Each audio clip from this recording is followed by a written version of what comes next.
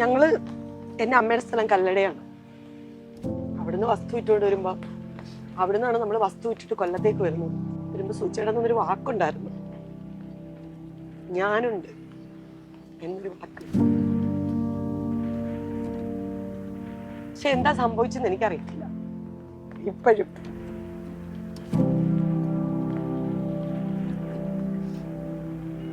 ഈ മാറുന്നത് പറയുന്നവർക്കൊന്നും അറിയില്ല, ഈ കാര്യങ്ങളൊന്നും ഒന്നും അറിയില്ല അവർക്ക് ആർക്കും. ഞാൻ എന്താണെന്ന് പോലും ആർക്കും അറിയില്ല. ഒരു ഈഗോ ഇല്ലാത്ത മനുഷ്യനായിരുന്നു. ഒരിക്കലും ഇല്ലായിരുന്നു. എനിക്ക് ഏത് ഡ്രസ്സ് വേണമെങ്കിലും ഇടാം, ഏത് ഫുഡ് വേണമെങ്കിലും കഴിക്കാം. എന്തായാലും രേണുവിന് വെല്ലുവിളി തന്നെയാണ്. ധൈര്യം ഉണ്ടെങ്കിൽ തീർച്ചയായിട്ടും അവർ പറയുന്നത് വെച്ച് കഴിഞ്ഞാൽ, ഇനി രേണുവിനെതിരെ ഞാൻ കളിച്ചാൽ എന്നെ വലിച്ചു കീറി ഒട്ടിക്കും, സമൂഹത്തിന് മുമ്പിൽ നാണം കെടും. എൻ്റെ പാസ്റ്റ് എടുത്ത് നോക്കിക്കഴിഞ്ഞാൽ 100 മുത്തുച്ചിപ്പി വായിച്ച ഒരു സംതൃപ്തി കിട്ടും എന്നൊക്കെയാണ്. ഇവരെന്താന്ന് വെച്ചാൽ കാണിച്ചോട്ടെ, മുത്തുച്ചിപ്പി കൊണ്ടുവരുമോ, എൻ്റെ വീഡിയോസ് കൊണ്ടുവരുമോ, എത്ര ആണുങ്ങളാന്ന് വെച്ച് കഴിഞ്ഞാൽ എല്ലാവരും നിരനിര വന്ന് നിൽക്കട്ടെ. നീ എന്തൊക്കെ കുത്തിപ്പൊക്കിക്കൊണ്ട് വന്നാലും നോ പ്രോബ്ലം. അപ്പൊ പറയുമായിരിക്കും ഞാൻ 10 കല്യാണം കഴിച്ച് 15 പിള്ളേരുണ്ടെന്ന്, ഇല്ലെങ്കിൽ 10 പേര് കൂടെ പോയെന്ന് പറയായിരിക്കും. നോ പ്രോബ്ലം, ഞാൻ ഏറ്റെടുക്കാൻ തയ്യാറാണ്. യഥാർത്ഥത്തിൽ ആദ്യം ഒരു വോയിസിലൂടെ മാത്രം പറഞ്ഞ് ആ വഴിക്ക് പോവാമെന്ന് കരുതിയിരുന്ന വാണിംഗ് മാത്രം കൊടുത്തതാണ് ബ്രോ. ഞാൻ എങ്ങനെങ്കിലും നിൽക്കുന്നെങ്കിൽ നിൽക്കട്ടെ, ഇവളുടെ സംസാരം നിൽക്കുന്നെങ്കിൽ നിൽക്കട്ടെ, പേടിച്ചിട്ടെങ്കിലും നിർത്തുമല്ലോ എന്ന് ഞാൻ കരുതി. അപ്പോ സുചേട്ടൻ ഇങ്ങനെയൊന്നും അല്ലായിരുന്നു, നല്ല ക്യൂട്ടായിരുന്നു. എല്ലാരും ചോദിക്കുന്നുണ്ട് ഇവനെ എങ്ങനെ ഇഷ്ടപ്പെട്ടു എന്നൊക്കെ ചോദിക്കുന്നുണ്ട്. പക്ഷെ സുചേട്ടൻ ആ സമയത്തൊക്കെ നല്ല ഒരു ജെന്റിൽമാൻ ലുക്ക് തന്നെ ഉണ്ടായിരുന്നു. അങ്ങനെ പോകുന്ന സമയത്ത് നമ്മുടെ ഏഷ്യനെറ്റിൽ തന്നെ കുറച്ചധികം ആൾക്കാർ നമ്മളെ കുറിച്ച് മോശം പറയാൻ തുടങ്ങി. അപ്പൊ ഞാൻ സുചേട്ടനോട് സുചേട്ടൻ ആൾക്കാരൊക്കെ ഇങ്ങനെ ഭയങ്കര മോശമായിട്ടാണ് സംസാരിക്കുന്നത് നമ്മളെ കുറിച്ച്, ചേട്ടനെ കൊണ്ടു നടക്കുന്നെന്ന് മാത്രമല്ല പറയുന്നത്. അപ്പൊ അതുകൊണ്ട് നമുക്ക് കല്യാണം നോക്കാം. കല്യാണത്തിന്റെ അന്ന് വെളുപ്പിലെ സുധിച്ചേട്ട 5 മണിയായപ്പോഴാണ് ഞങ്ങളുടെ വീട്ടിലേക്ക് വരുന്നത്. റൂം തുറന്ന് സുധിച്ചേട്ട ഓടി വന്ന് കല്യാണത്തിന്റെ അന്ന്. അപ്പൊ അത്രയും ഞങ്ങൾ ഡീപ്പ് റിലേഷൻ ആയിരുന്നു, അതായത് കൂട്ടുകാരെ പോലൊക്കെ തന്നെയായിരുന്നു. ഒരു ഉമ്മയൊക്കെ തന്നെ ഞാൻ കണ്ടു തുറന്നേക്കോ. അപ്പൊ ഞാൻ ഈ വെച്ച് ഇതുവാണേ കാണിക്കുന്നതെന്ന് ഇങ്ങനെ പറയും. ഇപ്പൊ നമ്മുടെ കൂട്ടത്തിൽ ഈ ട്രാൻസ്ജെൻഡർ വുമൺ എല്ലാവരും ഉണ്ട്. എല്ലാവരും വന്നിട്ട് പറഞ്ഞു, സുധിച്ചേട്ടോ നിങ്ങൾക്ക് കുറച്ച് സമയം ക്ഷമിക്കാനും അങ്ങനെ കളിയാക്കിയൊക്കെ ചെയ്തു. എന്റെ വീട്ടിൽ ഇപ്പോഴും സുധിച്ചേട്ടന്റെ ഓർമ്മകളിൽ നിൽക്കുന്ന ഒരു സാധനം പോലും കളഞ്ഞിട്ടില്ല. ഫോട്ടോസുകളാണെങ്കിലും ഒന്നും കളഞ്ഞിട്ടില്ല. പുള്ളി ഞാനും കിടന്നിരുന്ന കട്ടിലെ തന്നെയാണ് ഞാൻ ആ സമയം കിടന്നുകൊണ്ടിരുന്നത്. അപ്പോഴും പറഞ്ഞു ഇത് എനക്ക് അതൊക്കെ എടുത്ത് മാറ്റാൻ പറഞ്ഞു. പക്ഷെ എന്റെ അമ്മ പറഞ്ഞു വേണ്ട, അത് അങ്ങനെ തന്നെ കിടക്കട്ടെ.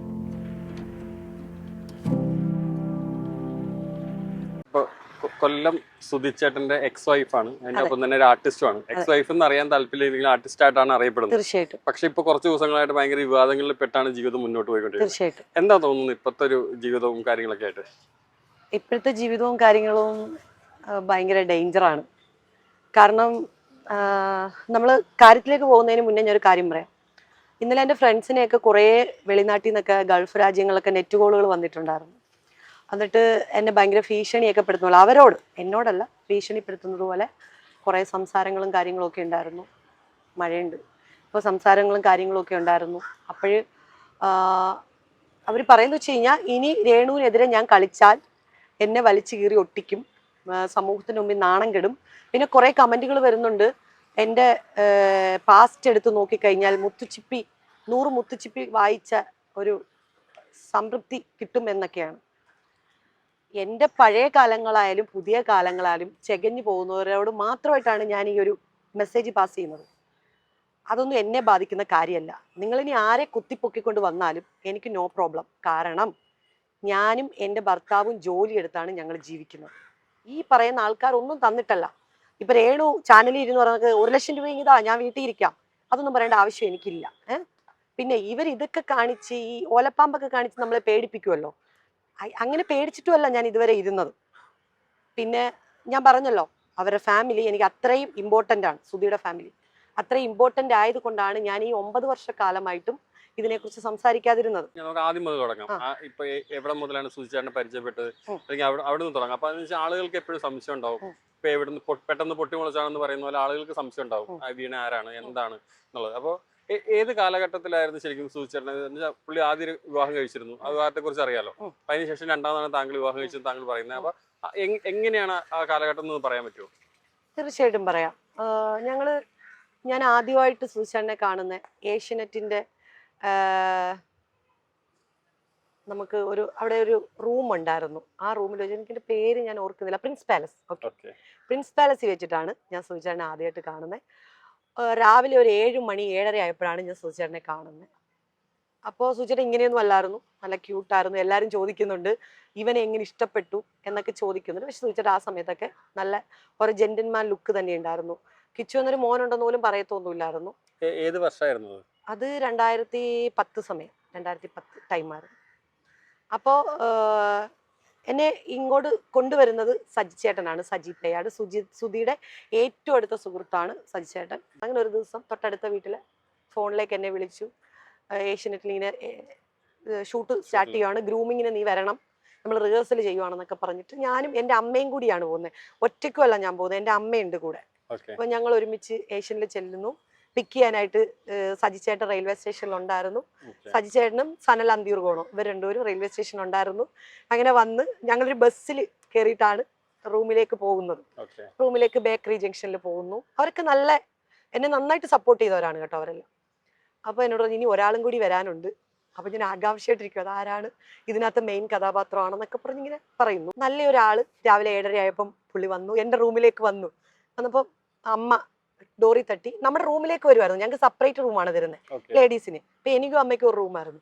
ഡോറി തട്ടി, അമ്മ ഒന്ന് ഡോറ് തുറന്നു. അപ്പം ഞാൻ കിടക്കുന്നു, പെട്ടെന്ന് ചാടി കഴിഞ്ഞിട്ട് ഞാനാണ് സുധി കേട്ടോ, എൻ്റെ നാട്ടുകാരാണെന്ന് പറഞ്ഞു. ഇങ്ങനെയാണ് പുള്ളി ഫസ്റ്റ് എന്ന് പറയുന്നത്. അപ്പോൾ പെട്ടെന്ന് ഞാൻ എണീറ്റ് പോയി മുഖമൊക്കെ കഴുകി.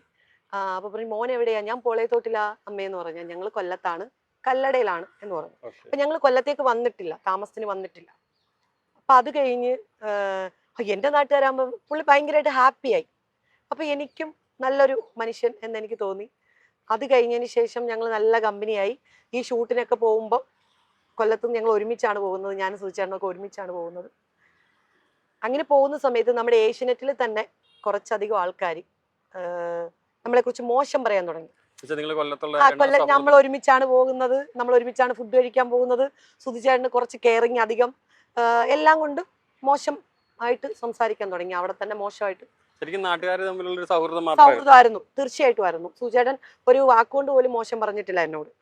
അപ്പോൾ ഇങ്ങനെ ആൾക്കാർ പറയാൻ, നമ്മുടെ കൂട്ടത്തിലുള്ളവർ തന്നെ പറയാൻ തുടങ്ങി. സത്യത്തിൽ എനിക്ക് ആ സമയത്ത് എനിക്ക് പേര് വെളിപ്പെടുത്താൻ പറ്റത്തില്ല കേട്ടോ. അവിടെ ഒരു അഫെയർ ഉണ്ടായിരുന്നു മറ്റൊരാളുമായിട്ട്. ഏഷ്യനെറ്റിൽ ഒരു അഫെയർ ഉണ്ടായിരുന്നു. എനിക്കിപ്പോൾ മറച്ചു വെക്കേണ്ട ആവശ്യമില്ല, കള്ളം പറയേണ്ട ആവശ്യമില്ല. സുധിച്ചേട്ടനും അതറിയായിരുന്നു. ഈ പ്രശ്നങ്ങൾ ഭയങ്കര വിവാദമായപ്പോൾ കേൾക്കുന്ന ആൾക്കും അതറിയാം. എൻ്റെ വീട്ടിൽ നേരിട്ടൊക്കെ വന്ന് സംസാരിക്കുകയൊക്കെ ചെയ്തതാണ്. ഈ പ്രശ്നം ഭയങ്കര വിവാദമായപ്പം ആള് തന്നെ ഒരുമാതിരി എന്നോട് സംസാരിച്ചു. അപ്പം ഞാൻ സുചേട്ടനോട് ആൾക്കാരൊക്കെ ഇങ്ങനെ ഭയങ്കര മോശമായിട്ടാണ് സംസാരിക്കുന്നത് നമ്മളെക്കുറിച്ച്, ചേട്ടനെ കൊണ്ടു നടക്കുന്നതെന്ന് മാത്രമല്ല പറയുന്നത്. അപ്പം അതുകൊണ്ട് നമുക്ക് കല്യാണം നോക്കാം. അപ്പോൾ പുള്ളി പറഞ്ഞു നീ എന്തോ ഈ പറയുന്നേ? പുള്ളി എന്നോട് ചോദിച്ച ചോദ്യമാണ്, നീ എന്തോ ഈ പറയുന്നത്? നീ എന്നെക്കുറിച്ച് നീ ആലോചിച്ചോ എന്ന് ചോദിച്ചു. നല്ല പ്രായത്തിൽ കിട്ടിയത് നിന്റെ പ്രായത്തിലുള്ള നിങ്ങൾ കളിയാക്കി എന്നെ ഇങ്ങനെ പുള്ളി. ഞാൻ പറഞ്ഞു അതൊന്നും അല്ല എന്ന് പറഞ്ഞു.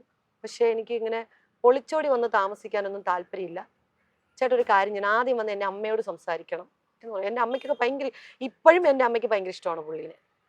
അപ്പോൾ പറഞ്ഞ് ശരി ഞാനൊന്ന് വീട്ടിൽ അവതരിപ്പിക്കട്ടെ എന്ന് പറഞ്ഞു.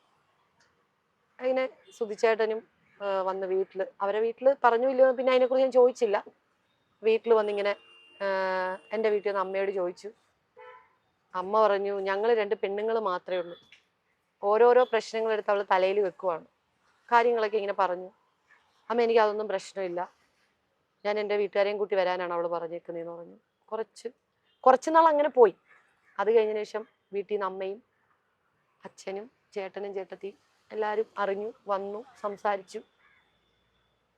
കാര്യങ്ങളൊക്കെ പറഞ്ഞപ്പം ചേട്ടൻ പറഞ്ഞ് അമ്മയോട് പറഞ്ഞ് ഈ ചെറിയ പ്രായത്തിൽ എടുത്തിയാടി ഓരോന്ന് ചെയ്യുന്നതാണ് അമ്മ അവളെ പറഞ്ഞ് മനസ്സിലാക്കി കൊടുക്കുന്നൊക്കെ പറഞ്ഞു. അപ്പോഴും ഞാൻ പറഞ്ഞില്ല, എനിക്ക് ഇത് തന്നെ മതി എന്നൊക്കെ പറഞ്ഞു. ആദ്യത്തെ വിവാഹമോചനത്തെ കുറിച്ചൊക്കെ അറിയായിരുന്നോ ശരിക്കും? എനിക്കറിയായിരുന്നു, എല്ലാം അറിയായിരുന്നു, അറിയായിരുന്നു. അപ്പൊ അത് കഴിഞ്ഞപ്പോഴത്തേന് അവരെ വീട്ടിൽ നിന്ന് ആൾക്കാരൊക്കെ വന്നു കഴിഞ്ഞതിന് ശേഷം ഇവര് കല്യാണമായിട്ട് നടത്താം, നമ്മൾ ഡേറ്റ് എടുക്കാം എന്നൊക്കെ പറഞ്ഞു. ആ സമയത്ത് എൻ്റെ കല്യാണം നടക്കുന്ന സമയത്ത് അതിൻ്റെ തലേ ദിവസം നമ്മുടെ എറണാകുളത്ത് കോമഡി സ്റ്റാർസിൻ്റെ 500 ആണോ 200 ആണോ എന്ന് അറിഞ്ഞൂടെ എപ്പിസോഡ് സെലിബ്രേഷൻ നടന്നുകൊണ്ടിരിക്കുക. അപ്പൊ തലേ ദിവസം ഇവർ ഈഴവാസമാണ്. പിന്നെ കുറെ ആൾക്കാർ പറയുന്നുണ്ട് സുധി ഹരിജനമല്ലേ എന്ന് ചോദിക്കുന്നുണ്ട്. ഒരിക്കലും അല്ല, സുധിച്ചേട്ട ഈഴവരാണ്. അപ്പോൾ ഇവർക്ക് അവരുടെ സമുദായത്തിലാണ് നമുക്ക് തലേന്ന് ഈ സാരി കൊണ്ട് തരികയും പിന്നെ അതുപോലെ ഈ റിസപ്ഷൻ പോലെ വീട്ടിൽ നിന്ന് ചേച്ചിയും അതായത് പെങ്ങളും ചേട്ടത്തിയും ഒക്കെ വന്ന് കൊണ്ടുതന്നു. അപ്പം ഞാൻ ആ എപ്പിസോഡിൽ പങ്കെടുക്കാൻ എനിക്ക് പറ്റിയില്ല. അപ്പം നമ്മുടെ ഇപ്പം നിൽക്കുന്ന നിലവിലുള്ള കുറേ ട്രാൻസ്ജെൻഡർ വുമൺസ് നമ്മുടെ ആ ഒരു മാരേജ് ഫംഗ്ഷൻ, അതിനകത്ത് ഒരാൾ മരിച്ചുപോയി, ശ്യാം എന്നും പറഞ്ഞിട്ട് ഒരാൾ മരിച്ചുപോയി, വന്നു. അവരൊക്കെ തന്നെയാണ് എന്നെ മേക്കപ്പ് ഒക്കെ ചെയ്തതും കല്യാണത്തിനൊക്കെ. അവരൊക്കെ തന്നെ തലേന്ന് മുതലേ വീട്ടിലുണ്ട്. അപ്പൊ കല്യാണത്തിന്റെ അന്ന് വെളുപ്പിലെ സുധിച്ചേട്ട 5 മണിയായപ്പോഴാണ് ഞങ്ങളുടെ വീട്ടിലേക്ക് വരുന്നത്. അപ്പൊ നമ്മുടെയും സുധിയുടെയും കോമൺ ഫ്രണ്ട്സ്, നമുക്ക് ഒരു ഫീൽഡിൽ നിൽക്കുന്നുണ്ട്, ഇവരും ഒക്കെ ആയിട്ടാണ് വരുന്നത്, നമ്മുടെ വീട്ടിലേക്ക് വരുന്നത്. അപ്പൊ ഞാൻ ഉറങ്ങിക്കിടക്കുന്ന സമയത്ത് വന്ന് റൂം തുറന്ന് സുധിച്ചേട്ട ഓടി വന്ന് കല്യാണത്തിന്റെ അന്ന്. അപ്പൊ അത്രയും ഞങ്ങൾ ഡീപ്പ് റിലേഷൻ ആയിരുന്നു, അതായത് കൂട്ടുകാരെ പോലൊക്കെ തന്നെയായിരുന്നു. ഒരു ഉമ്മയൊക്കെ തന്നു, ഞാൻ കണ്ടുറന്നേക്കും. അപ്പൊ ഞാനിങ്ങനെ വെച്ച് എന്തുവാണേ കാണിക്കുന്നതെന്ന് ഇങ്ങനെ പറയും. അപ്പൊ നമ്മുടെ കൂട്ടത്തിൽ ഈ ട്രാൻസ്ജെൻഡർ വുമൺ എല്ലാവരും ഉണ്ട്. എല്ലാവരും വന്നിട്ട് പറഞ്ഞു സുചേട്ടോ നിങ്ങൾക്ക് കുറച്ച് സമയം ക്ഷമിക്കാനും അങ്ങനെ കളിയാക്കിയൊക്കെ ചെയ്തു. അപ്പൊ അത് കഴിഞ്ഞപ്പം നമ്മുടെ അടുത്തുള്ള അമ്മച്ചിമാരൊക്കെ പറഞ്ഞേ എന്തിനാണ് സുധി ഇന്ന് ഇങ്ങോട്ട് കയറി വന്നത്, ഇന്ന് വന്നുകൂടാ നിനക്ക്, അങ്ങനെ കല്യാണത്തിൻ്റെ അന്ന് അങ്ങനെ ചെറുക്കൻ വീട്ടിൽ വന്നുകൂടാന്നൊക്കെ പറഞ്ഞു. അപ്പോൾ അത് കഴിഞ്ഞതിന് ശേഷം നമ്മൾ നല്ല രീതിയിൽ കല്യാണം ഭരണിക്കാവ് മാടന്നല ക്ഷേത്രത്തിലായിരുന്നു കല്യാണമൊക്കെ നടന്നു. ഏത് വർഷമായിരുന്നു അത്? 2012. അപ്പോൾ കല്യാണമൊക്കെ നടന്നു. ഡേറ്റ് ഒക്കെ ഓർമ്മയുണ്ട്? ആ ഡേറ്റ് ഒക്കെ ഓർമ്മയുണ്ട്. താങ്കൾ ലിവിങ് ടുഗദറിൽ ഉണ്ടായിരുന്ന ഒരു കഥാപാത്രത്തെ മാത്രമായിട്ടാണ് രേണുസുധി പല സ്ഥലത്തും അവതരിപ്പിക്കുന്നത്. അപ്പോൾ അങ്ങനെയുള്ള ഒരു എന്ന് വെച്ച് കഴിഞ്ഞാൽ നിങ്ങൾ ഇഷ്ടപ്പെട്ട് കണ്ടു പരിചയപ്പെട്ടതിന് ശേഷം പരസ്പരം വീട്ടിൽ വന്ന് ആലോചിച്ച് വിവാഹം നടത്തി വിവാഹത്തെ ഒന്നുമല്ലാതാക്കുന്ന രീതിയിലാണ് അവർ. അതുപോലെ തന്നെ ഇപ്പം താങ്കളുമായിട്ടുള്ള വിവാഹ ബന്ധത്തിലൂടെ മുന്നോട്ട് പോയിക്കൊണ്ടിരുന്ന സമയത്ത് തന്നെയാണ് കൊല്ലം സുധിയായിട്ട് അവരൊരു ബന്ധം ഉണ്ടാക്കുന്നതും അവർ പിന്നീട് ആ ബന്ധത്തിലേക്ക് മാറുന്നതും. ഇത്തരത്തിലുള്ള തുടർച്ചയായ പല പ്രശ്നങ്ങളും ഉണ്ടാകുമ്പോഴും അതിൽ നിന്നെല്ലാം എങ്ങനെയാണ് മാനസികമായിട്ട് നിങ്ങളൊന്ന് രക്ഷപ്പെട്ടത്? എങ്ങനെയായിരിക്കും? അതൊന്നും എനിക്ക് അറിയത്തില്ല, അതൊന്നും എന്നോട് ചോദിക്കുകയോ ചെയ്യരുത്. ഞാൻ ആ കുറച്ച് സമയം ഭയങ്കരമായിട്ട് എനിക്ക് പ്രോബ്ലം തന്നെയായിരുന്നു. അതുകൊണ്ടല്ലേ ഞാൻ എൻ്റെ കരിയർ പോലും നഷ്ടപ്പെടുത്തി ഇവിടുന്ന് പോകേണ്ടി വന്നത്. ചോദിക്കുന്ന എല്ലാവരോടും മറുപടി. പിന്നെ കുറച്ച് ആൾക്കാർക്ക് സുധിയെ കല്യാണം കഴിക്കുന്നതിനോട് ഇഷ്ടമില്ലായിരുന്നു. അവരൊക്കെ ഒരു അപഹാസ്യ കഥാപാത്രമായിട്ട് എന്താണ് പ്രശ്നം, അന്നേ പറഞ്ഞില്ലയോ ഇതൊന്നും ചെയ്യരുതെന്ന്, ഇപ്പൊ സഹിച്ചോ, അങ്ങനെ തന്നെ വേണം, അങ്ങനെയൊക്കെ പറയുമ്പോൾ എന്നെ ഒരിക്കൽ പോലും എൻ്റെ കൂടെ നിന്നവരൊന്നും സപ്പോർട്ട് ചെയ്തില്ല. എന്ന് വെച്ചാൽ തന്നതായിരുന്നു എനിക്ക്, അത് കേൾക്കാതെ പോയത് കൊണ്ട് അങ്ങനെ കുറച്ച് പ്രശ്നങ്ങൾ എനിക്ക് ഉണ്ടായിട്ടുണ്ട്. പിന്നെ ഓട്ടോമാറ്റിക്കലി ഞാൻ അതിൽ നിന്നും ഞാനിങ്ങനെ ഇരുന്നാൽ പറ്റില്ല എന്നൊക്കെ പറഞ്ഞിട്ട്, പക്ഷേ ഇപ്പോഴും ഞാൻ മിമിക്രി ഫീൽഡിൽ തിരിച്ച് കയറിയിട്ടില്ല. ഞാൻ മിമിക്രി ഫീൽഡിൽ നിന്നൊരാളാണ്, തിരിച്ച് കയറിയിട്ടില്ല ഇതുവരെയായിട്ട്. ഇറങ്ങിപ്പോന്നത് ഞാൻ ഇറങ്ങിപ്പോന്നു. പോകാൻ ആഗ്രഹിക്കുന്നുണ്ടോ എന്ന് ചോദിച്ചാ മാനസികമായി കഴിയാതാണോ? എനിക്ക് എന്നെ മിമിക്രി ഫീൽഡിൽ കൊണ്ടുവരുന്നത് ഞാൻ പറഞ്ഞല്ലോ, സൈച്ചേട്ടൻ കൊണ്ടുവന്നിട്ടുണ്ടെങ്കിലും പക്ഷെ ഭയങ്കര അറ്റാച്ച്മെന്റ്. സുധിച്ചേട്ടന് ഞാനാണ് എപ്പോഴും സ്കിറ്റ് കളിച്ചുകൊണ്ടിരിക്കുന്നതൊക്കെ, ഡാൻസ് കളിക്കാൻ പോകുമ്പോൾ. ഡാൻസറാണ് ഞാൻ. അതിൻ്റെ ഒരു ചെറിയ പ്രോബ്ലം എനിക്കുണ്ട്, ഇല്ലാതില്ല, ചെറിയ പ്രോബ്ലം ഉണ്ട്. പോണം, തിരിച്ചു പോകണം. ഇപ്പം രേണുസുധി പല സമയങ്ങളിലും സുധിച്ചേട്ടനെ യൂസ് ചെയ്യുന്നതായിട്ട് തോന്നിയിട്ടുണ്ട്, അല്ലെങ്കിൽ അദ്ദേഹത്തിന്റെ പല വാക്കുകളും ഉപയോഗിക്കുന്നത് തോന്നിയിട്ടുണ്ട്. അദ്ദേഹത്തിന്റെ സ്പ്രേ ഉണ്ടാക്കുന്നു, ഇതൊക്കെ കാണുമ്പോൾ എന്താ ശരിക്കും തോന്നുന്നത്? നിങ്ങൾ കാണുന്നുണ്ടാവില്ല, ഇപ്പൊ അദ്ദേഹത്തിന്റെ ഷർട്ടിന്റെ സ്പ്രേ ഉണ്ടാക്കുന്നു, ആ വിഷയങ്ങളൊക്കെ കാണുമ്പോൾ എന്താ തോന്നിയിട്ടുള്ളത്? പുച്ഛം, അതാണ് തോന്നുന്നത്.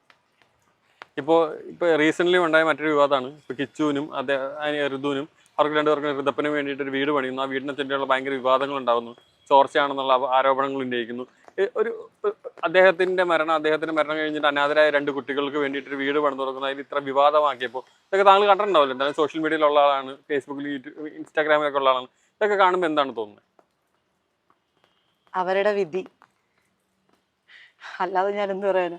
ഇപ്പൊ സുധിച്ചേട്ടൻ്റെ അതായത് ശാലിനി പോയി ഒരു മകനുമായിട്ട് വന്നുള്ള ഒരു കാലഘട്ടങ്ങളിൽ, കുറച്ചധികം കാലഘട്ടങ്ങളിൽ കൂടെ നിന്നു, അദ്ദേഹത്തിന്റെ ഒരു താങ്ങ് തണലുമായിട്ട് നിന്നു, എല്ലാ വിഷമങ്ങളിലും സന്തോഷങ്ങളിലും ഒക്കെ കൂടെ നിൽക്കുന്നു. ഇപ്പോൾ നിങ്ങളാണെങ്കിൽ സ്റ്റേജ് ഷോ ആകുമ്പം താങ്കൾ അവർക്ക് വേണ്ടിയും, ഫോൺ കോളിൽ പറഞ്ഞ പോലെ അദ്ദേഹത്തിന്റെ സ്റ്റേജ് ഷോ ആകുമ്പോൾ താങ്കൾ കൂടെ പോവുകയും താങ്കൾക്കുള്ളപ്പോൾ അങ്ങനെയുള്ളൊരു ബന്ധം പെട്ടെന്ന് ഇല്ലാതായി പോകുന്നു.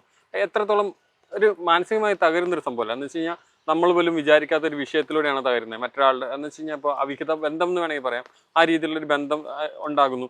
അല്ലെങ്കിൽ ഇപ്പൊ താങ്കളുടെ ഭർത്താവിന് മറ്റൊരാൾ തട്ടിയെടുക്കാൻ ശ്രമിക്കുന്നു. അപ്പൊ എന്ന് വെച്ച് കഴിഞ്ഞാൽ ഒരു സ്ത്രീ എന്നുള്ള രീതിയിൽ താങ്കളുടെ ഒരു ഭയങ്കര മാനസികമായി തകർന്നൊരു നിമിഷമല്ലേ ശരിക്കും? തകർന്നു എന്ന് ചോദിച്ചാൽ ഉറപ്പായിട്ടും തകർന്നു. പക്ഷേ സുജയുടെ അന്ന് പറഞ്ഞൊരു വാക്കുണ്ടായിരുന്നു, ഇനി എന്തൊക്കെ പ്രശ്നങ്ങൾ ഉണ്ടായാലും എന്നെ എൻ്റെ അമ്മയും കൈവിടത്തില്ലെന്ന്.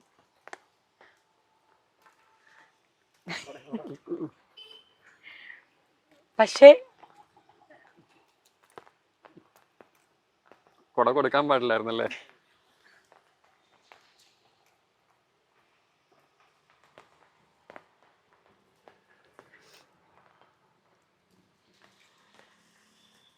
പക്ഷെ എന്താ സംഭവിച്ചെന്ന് എനിക്കറിയത്തില്ല ഇപ്പോഴും. അല്ല, സങ്കടപ്പെടുത്താൻ വേണ്ടിയല്ലേ ചോദിക്കുന്നത്. കാരണം എന്ന് വെച്ച് കഴിഞ്ഞാൽ നിങ്ങൾ സ്നേഹിച്ച് ഭയങ്കര എന്ന് വെച്ച് കഴിഞ്ഞാൽ ഒരു സമൂഹം മൊത്തം നിങ്ങളൊരു ചെറിയ രീതിയിൽ കൊല്ലംകാരായ രണ്ടുപേര് തമ്മിൽ ഒരു സ്ഥലത്ത് വെച്ച് കാണുന്നു, ആ സൗഹൃദമായിട്ട് മുന്നോട്ട് പോകുന്നു, ആ സൗഹൃദത്തെ മറ്റൊരു രീതിയിൽ വ്യാഖ്യാനിക്കപ്പെടുന്നു. ആ വ്യാഖ്യാനങ്ങളെല്ലാം മറികടന്ന് നിങ്ങൾ തന്നെ പരസ്പരം മനസ്സിലാക്കി വിവാഹം കഴിക്കുന്നു. ആ വിവാഹം കഴിച്ചിട്ട് ജീവിതത്തിൽ മുന്നോട്ട് പോകുമ്പോഴത്തേനും ഇപ്പൊ അമ്മയും അച്ഛനില്ല, സഹോദരനില്ല, ആ ബന്ധത്തിലേക്ക് ഒരു സഹോദര തുല്യനായി മകനായിട്ട് അല്ലെങ്കിൽ ഒരു ഭർത്താവായിട്ട് എല്ലാം നോക്കുന്ന ഒരാളായിട്ടൊരു വ്യക്തി തങ്ങളുടെ ജീവിതത്തിലേക്ക് വരുന്നു. ഒരു പ്രത്യേക ഘട്ടത്തിൽ വെച്ചിട്ട് അവരെല്ലാരും മറ്റൊരാൾ തട്ടിയെടുത്തോണ്ട് പോകുമ്പോഴത്തേനും ജീവിതത്തിലെ ഏറ്റവും വലിയൊരു വേദനയല്ലേ ശരിക്കും പറഞ്ഞിട്ടുണ്ടെങ്കിൽ? അങ്ങനല്ല, ഇനിയിപ്പോ അടുത്തത് വേറെ വിവാദം വരും. വിവാദത്തിന്റെ അല്ലല്ലോ, നമ്മളെന്ന് വെച്ചാൽ നമ്മുടെ ജീവിതത്തിൽ സംഭവിച്ച വേദനകളാണ് പറയുന്നത്, അല്ലെങ്കിൽ ബുദ്ധിമുട്ടുകളാണ് പറയുന്നത്. അതെ, ഈ മാറുന്നത് പറയുന്നവർക്കൊന്നും അറിയില്ല, ഈ കാര്യങ്ങളൊന്നും അറിയില്ല അവർക്കാർക്കും. ഞാൻ എന്താണെന്ന് പോലും ആർക്കും അറിയില്ല. എന്നോട് എൻ്റെ ഹസ്ബൻഡ് ചോദിക്കാറുണ്ട്, ഇപ്പോഴും നിനക്ക് സുചേട്ടനെ ഇഷ്ടമായിരുന്നു അല്ലേ ചോദിക്കാറുണ്ട്. അവര് മാത്രല്ല, എല്ലാരും ചോദിക്കാറുണ്ട്. ഞങ്ങള് എൻ്റെ അമ്മയുടെ സ്ഥലം കല്ലടയാണ്. അവിടുന്ന് വസ്തു വിറ്റുകൊണ്ട് വരുമ്പോ അവിടുന്നാണ് നമ്മൾ വസ്തു വിറ്റിട്ട് കൊല്ലത്തേക്ക് വരുന്നത്. വരുമ്പോ സുചേട്ടൻ എന്നൊരു വാക്കുണ്ടായിരുന്നു, ഞാനുണ്ട് എന്നൊരു വാക്ക്. ശരിക്കും പറഞ്ഞാൽ ആ വാക്ക് നഷ്ടപ്പെട്ടു പോകുന്ന ഒരു നിമിഷം ഉണ്ടായല്ലോ. തീർച്ചയായിട്ടും. അതുമല്ല, എന്നെ അമ്മ പല പ്രാവശ്യം പറഞ്ഞിട്ടുണ്ട്, നീ എന്നെക്കാളും ഇഷ്ടമായിരുന്നു എൻ്റെ അമ്മയ്ക്ക്. അതൊക്കെ ഓർക്കുമ്പം ഇനി എത്ര എന്താ പറയുന്നത് ധൈര്യശാലിയാണെന്ന് പറഞ്ഞാലും വരും, കരച്ചിൽ വരും. അമ്മ കരഞ്ഞിട്ടുണ്ടോ? തീർച്ചയായിട്ടും. ഇപ്പോൾ എന്ന് വെച്ച് കഴിഞ്ഞാൽ അച്ഛനില്ല, സഹോദരനില്ല, അവർ രണ്ടുപേരും പോയതിനു ശേഷം അമ്മയ്ക്ക് താങ്ങും തണലായിട്ട് നിന്നത് വീണയാണ്. അത് ഒരു പോരാട്ടം, നിങ്ങളുടെ രണ്ടുപേരെയും ഒരു പോരാട്ടം തന്നെയായിരുന്നു. ആ പോരാട്ടത്തിലേക്ക് നിങ്ങളുടെ കൈ പിടിച്ചു വന്നൊരു വ്യക്തിയായിരുന്നു സുധി. അതിൻ്റെ ഇടയ്ക്ക് തന്നെ കുറേ പ്രോബ്ലംസ് ഒക്കെ എനിക്ക് ഉണ്ടായിട്ടുണ്ട്. പക്ഷേ സുചേട്ടൻ ഇങ്ങനെ പറയും, ആ പോട്ട്, അങ്ങനെയാണെങ്കിൽ എന്തിനാണ് അതിനെക്കുറിച്ച് ചിന്തിക്കുന്നത്. എൻ്റെ ഒരു ഇഷ്ടങ്ങൾക്കും പുള്ളി എതിര് നിന്നിട്ടില്ല. സുചേട്ടൻ എനിക്ക് ഡാൻസ് പഠിക്കാൻ പോകണം, പൊക്കോ, എനിക്ക് അവിടെ ഇന്നതിന് പോകണം, പൊക്കോ. അങ്ങനെ ഒരു വ്യക്തിയായിരുന്നു. എല്ലാത്തിനും സ്വാതന്ത്ര്യം തന്നിരുന്ന, തീർച്ചയായിട്ടും. എനിക്ക് ആരുടെ കൂടെ വേണമെങ്കിലും സംസാരിക്കാം, അങ്ങനൊരു ക്യാരക്ടർ ആയിരുന്നു. ജൂൺ 5-ാം തീയതി ആ സമയത്താണ് അദ്ദേഹം മരിക്കുന്നത്. ഇപ്പൊ മെയ് 20-ാം തീയതി നിങ്ങൾ തമ്മിൽ സംസാരിച്ചിട്ട് കണ്ടിരുന്നു എന്ന് പറഞ്ഞു. അപ്പൊ പെട്ടെന്ന് ഒരു വളരെ കാലങ്ങൾക്ക് ശേഷം കണ്ടൊരു വ്യക്തി, ജീവിതത്തിൽ എല്ലാം ആയിരുന്നൊരു വ്യക്തി, ആ വ്യക്തിയുടെ പെട്ടെന്നുള്ളൊരു വിയോഗ വാർത്ത അറിഞ്ഞ ആ നിമിഷത്തെ കുറിച്ചൊക്കെ ഓർക്കുന്നുണ്ട് ഇപ്പോൾ? എങ്ങനെയാണ് ആ സംഭവം എന്നൊക്കെ? ആദ്യം പറയുന്ന അമ്മയാണ്. എൻ്റെ അമ്മ ന്യൂസ് കണ്ടിട്ടാണ് പറയുന്നത്. അമ്മയുടെ ഫോണിൽ ആരോ വിളിക്കുമായിരുന്നു. അപ്പൊ സുചേട്ടൻ്റെ എൻ്റെ വീട്ടിലും എല്ലാവർക്കും ഒക്കെ അറിയാമല്ലോ. അപ്പൊ ആരോ ന്യൂസ് കണ്ടിട്ട് വിളിക്കുമായിരുന്നു അമ്മയുടെ ഫോണിൽ. എൻ്റെ ഫോൺ സ്വിച്ച് ഓഫ് ആയിരുന്നു. എനിക്ക് തലേന്ന് ഷൂട്ട് ഉണ്ടായിരുന്നു, സുജിലാരോമൽ സാറിൻ്റെ മൂവി ചെയ്തുകൊണ്ടിരിക്കുമായിരുന്നു. അപ്പോൾ വീട്ടിൽ വന്ന് വെളുപ്പിലാണ് ഞാൻ വന്ന് ഞാൻ അവിടെ കിടക്കുമ്പോഴാണ് അമ്മ ഡോറി തട്ടി വിളിക്കുന്നത്. ഇത് കണക്ക് സുധിക്കൊരു ആക്സിഡൻറ്റ് പറ്റിയെന്ന് പറഞ്ഞു. അപ്പം ഞാൻ ആദ്യം വിളിക്കുന്നത് ശ്രീകാന്തേട്ടനെയാണ്. അപ്പോൾ എൻ്റെ വിളി കണ്ടപ്പോൾ പുള്ളിക്കറിയാം, സേവ്ഡ് ആണല്ലോ, ആണ് മക്കളെ എന്ന് പറഞ്ഞു. ഞാൻ നിന്നെ വിളിക്കാമെന്ന് പറഞ്ഞ് ഫോൺ കട്ട് ചെയ്തു. അത് ഞാൻ മങ്ങാടി ശ്യാം ചേട്ടനെ വിളിച്ചു. അപ്പോൾ ശ്യാം ചേട്ടനെ വിളിച്ചപ്പം ശ്യാം ചേട്ടനും പറഞ്ഞാണ് ചേച്ചി എവിടെ വെച്ചെന്നൊക്കെ കാര്യങ്ങളൊക്കെ അന്വേഷിച്ചു. അപ്പം എനിക്ക് സത്യത്തിൽ അത്രയും നാളും ഞാൻ സുചേട്ടൻ്റെ വീട്ടിൽ പോയിട്ടില്ല. എനിക്ക് ആ വീട്ടിൽ പോകാനും ബുദ്ധിമുട്ട്, അവരെ ഫേസ് ചെയ്യാനൊരു ബുദ്ധിമുട്ട്. അന്ന് ഇറങ്ങിയതാണ് ഞാൻ അവിടുന്ന്. അപ്പോഴും ഞാൻ എല്ലാവരോടും ഞാൻ വന്ന നമുക്കൊരു ഇതുണ്ടല്ലോ, ഒരു അവസാനമായി. അപ്പോൾ പറഞ്ഞ് നീ വാടി ധൈര്യമായിട്ടെന്ന് പറഞ്ഞു. പക്ഷെ ഞാൻ ഉദ്ദേശിച്ച പോലെ ഒന്നും അല്ലായിരുന്നു. അവിടെ ചെന്നപ്പോൾ അവരൊക്കെ എൻ്റെ അടുത്ത് നല്ല രീതിയിൽ തന്നെയായിരുന്നു. ചേട്ടനാണെങ്കിലും ചേട്ടത്തിയാണെങ്കിലും പെങ്ങളാണെങ്കിലും. അമ്മ ഇങ്ങനെ പറഞ്ഞപ്പോൾ എനിക്ക് ഇമോഷണൽ ആയിപ്പോയി. നിന്റെയൊക്കെ വാശിയാണ് എൻ്റെ മോൻ ഇങ്ങനെ, അല്ലെങ്കിൽ എൻ്റെ മോൻ എൻ്റെ അടുത്ത് കണ്ടേനെ. ശരിയാണ്, ഉറപ്പായിട്ട് എൻ്റെ കൂടെ സുചേട്ടൻ ഉണ്ടായിരുന്നെങ്കിൽ ആ അമ്മയ്ക്ക് ഇപ്പം ചിലപ്പോൾ മരിക്കുമായിരിക്കും, നമുക്ക് പറയാൻ പറ്റത്തില്ല. ഓരോരുത്തർക്കും ഓരോ സാഹചര്യമാണല്ലോ, മരിച്ചു സമയമുണ്ടല്ലോ. പക്ഷെ എന്നാലും അമ്മയ്ക്ക് അത്രയും ദിവസം ആ മോനെ കണ്ടുകൊണ്ടിരിക്കായിരുന്നു എന്ന് ഞാൻ ചിന്തിച്ചു. ശരിക്കും ആ കുടുംബത്തിലും പിരിച്ചുകൊണ്ട് പോയത് രേണുവാന്ന് തോന്നിയിട്ടുണ്ട്. തീർച്ചയായിട്ടും. ഞാൻ പറഞ്ഞില്ലേ, ഇപ്പൊ വിനീതേട്ടൻ തന്നെ പറഞ്ഞില്ലേ, എൻ്റെ വീട്ടിൽ നിന്ന് നടന്നു വന്ന ദൂരേ ഉള്ളൂ. ഞങ്ങൾ ആ വീട് മാറിയാണ് ഇപ്പം ടൗണിലേക്ക് വന്നത്. ഇപ്പം നമ്മൾ വാങ്ങിയതാണ് ആ വീട്. അതായത് കൊല്ലം അദ്ദേഹത്തിന്റെ വീടും പോളയത്തോട് ഇവര് ട്രൈവൽ ക്രോസ് കഴിഞ്ഞോണം, ഞാൻ ടൗണിൽ പോളയത്തോട് ജംഗ്ഷനിൽ അടുത്തടുത്താണ്. ആ നമുക്ക് നടന്നു വന്നുള്ള ദൂരേ ഉള്ളൂ. എന്നും കാണുന്ന ആൾക്കാരാണ്, എന്നും കാണാൻ പറ്റും, നമുക്ക് എന്നും കാണുന്നവരാണ്. പക്ഷെ എന്നാൽ പോലും സുചേട്ടൻ ഞാൻ ഉണ്ടെങ്കിൽ എൻ്റെ കൂടെ തന്നെ അവിടെ ഉണ്ടാവും. അതാണിപ്പോ വിനീതേട്ടൻ പറഞ്ഞത്. അല്ല, ഇപ്പോഴും എനിക്ക് ഓർക്കുമ്പോ ഒക്കെ സങ്കടം വരാറുണ്ട്. അതിനിപ്പോ നമുക്ക് ലൈഫിൽ ഉണ്ടാവുമല്ലോ.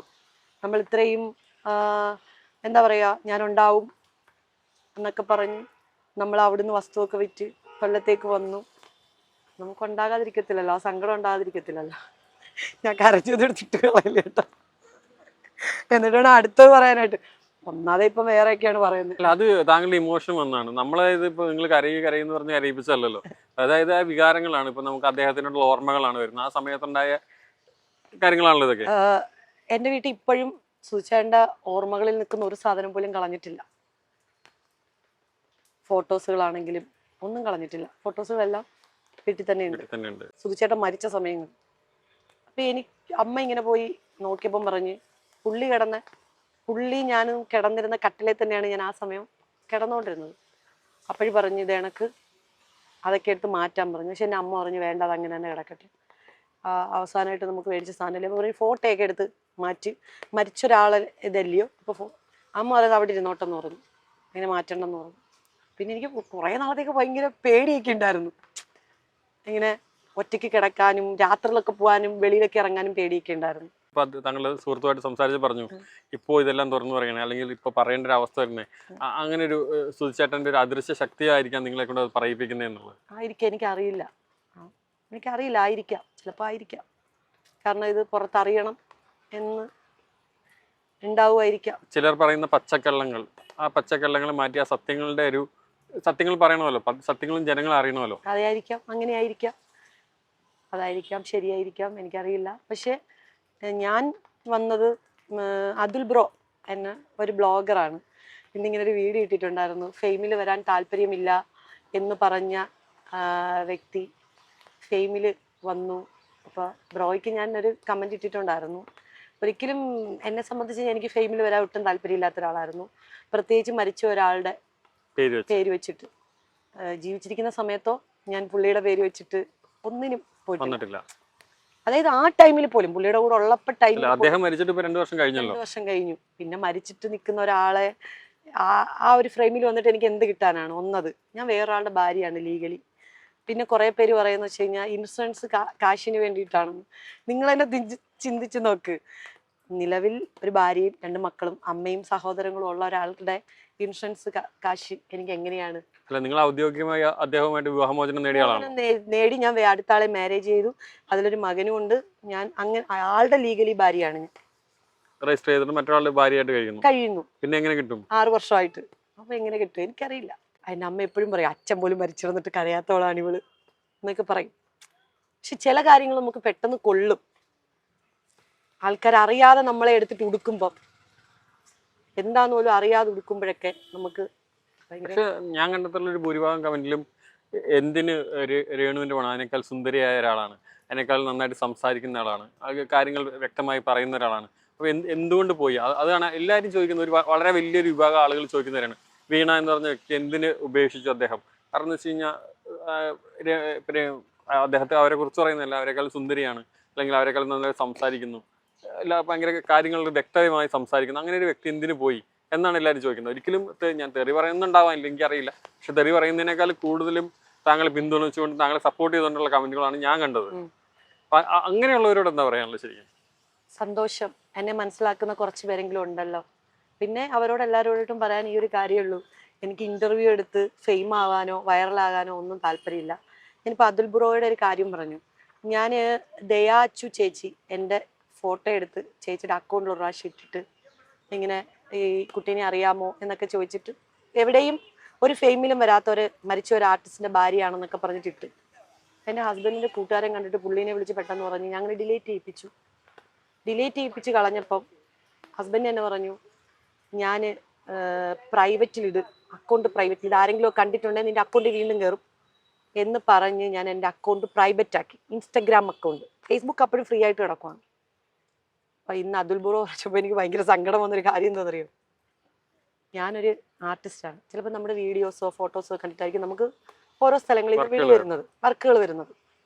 അപ്പോൾ അങ്ങനെ നിൽക്കുന്ന ഒരാൾ ഒരിക്കലും പ്രൈവറ്റ് അക്കൗണ്ട് ആക്കി ഇടുവോ? ഇല്ല. താങ്കളുടെ കരിയറിനെയും ഗ്രോത്തിനെയും ബാധിക്കുന്ന കാര്യമാണ്. ഞാൻ ഒരിക്കലും എല്ലാവരോടുമായിട്ട് പറയുകയാണ്, എൻ്റെ അക്കൗണ്ട് ഞാൻ പ്രൈവറ്റ് ആക്കി ഇട്ടിട്ടില്ല. അന്ന് അങ്ങനെ ഒരു ഇഷ്യൂസ് വന്നപ്പോൾ കുറച്ച് ദിവസത്തേക്ക് ഞാൻ പ്രൈവറ്റ് ആക്കി ഇട്ടു. കാരണം ആൾക്കാർ മറക്കട്ടെ, അല്ലെങ്കിൽ ഇത് ഫോട്ടോ എടുത്തുകൊണ്ട് പോയിക്കളയും. അപ്പം അങ്ങനെ ഞാൻ പ്രൈവറ്റ് അക്കൗണ്ട് ആക്കി ഇട്ടിട്ടുണ്ട്. അല്ലാതെ എൻ്റെ FBയും എൻ്റെ ഇൻസ്റ്റാഗ്രാമും ഒക്കെ അങ്ങനെ തന്നെയാണ് കിടക്കുന്നത്. പിന്നെ ഈ എന്നെക്കുറിച്ച് മോശം പറയുന്നവരോടായിട്ട് ഞാൻ നിങ്ങളെ ആരെയും ദ്രോഹിക്കാൻ വന്നിട്ടില്ല. പിന്നെ രേണുവിനെ ഞാൻ ദ്രോഹിക്കാൻ വന്നിട്ടില്ല. രേണുവിൻ്റെ കരിയർ രേണു നോക്കിക്കോട്ടെ, നോ പ്രോബ്ലം. എനിക്കതിലൊന്നും ഒരു വിഷയമില്ല. എനിക്കതിനകത്തൊരു ഈഗോ ഇല്ല, കുശുമ്പില്ല. പിന്നെ വന്നേക്കുന്ന ബിഗ് ബോസിലേക്ക് പോകാനുള്ള ഒരു ഇതാണെന്ന് പറഞ്ഞു. ഒരിക്കലും ബിഗ് ബോസുകാർ വിളിച്ചാലും ഞാൻ പോകില്ല. എനിക്ക് അങ്ങനെ ഒരു പ്ലാറ്റ്ഫോം വേണ്ട.